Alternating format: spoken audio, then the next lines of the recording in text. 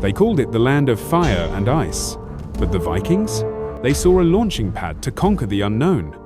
The Viking expansion began in the late 8th century, not with the infamous raid on Lindisfarne in 793 AD, but with an insatiable hunger for land, trade, and power. From the rugged coasts of Norway, their longships carved paths through the North Atlantic. Their next targets? Iceland and Greenland. Iceland was discovered accidentally. According to legend, Norseman Naddodr drifted off course en route to the Faroe Islands around 860 AD. He called it Snaeland, Snowland. But it was Floki Vilgerðarson who gave it the name that stuck. After climbing a mountain and seeing fjords full of ice, he named it Island, Iceland. Despite the chilly name, Iceland's geothermal activity, rich fishing grounds, and arable valleys made it appealing. Permanent settlement began around 874 AD, with Ingólfur Arnason widely recognized as the first settler founding Reykjavik. Much of what we know about Iceland's settlement comes from the Landnámabók, Book of Settlements. It records the names of around 400 original settlers and details their voyages and struggles. By 930 AD, Iceland's settlers established the Althing, the oldest surviving parliament in the world. Democracy took root even in the harshest terrain. Greenland's story is one of myth and marketing. Around 985 AD, Erik the Red, exiled from Iceland for murder, sailed westward. He spent 3 years exploring the coast of a massive icy island.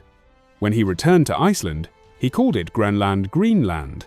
The name wasn't literal, it was a calculated ploy to attract settlers, and it worked. 2 main Norse settlements arose, the eastern settlement near modern-day Qaqortoq and the western settlement near Nuuk. At their peak, they housed over 5,000 people. The settlers raised cattle, sheep, and goats. They built churches like the famous Hvalsey Church and even traded ivory from walrus tusks with Europe. But Greenland was never easy. Climate change, isolation, and dwindling trade doomed the settlements. By the 15th century, they vanished from historical records. That man was Leif Erikson, son of Erik the Red. Around 1000 AD, he sailed further west past the edge of Viking maps. He landed on a place he called Vinland. According to the saga of the Greenlanders, Vinland was lush and full of grapes, possibly in today's Newfoundland. In the 1960s, archaeologists Helga and Anstein Ingstad discovered Lonsö Meadows, a Norse settlement dating to around 1000 AD. It confirmed what sagas had only hinted at.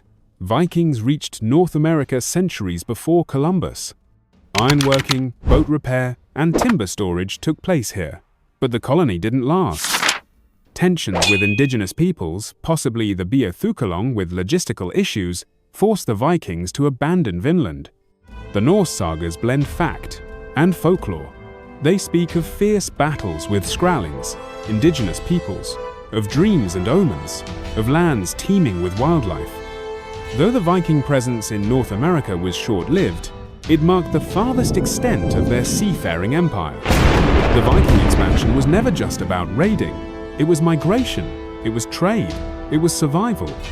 Iceland remains, Greenland faded, and Vinland lives on in legend. But the Viking spirit of exploration left an undeniable mark on the world map.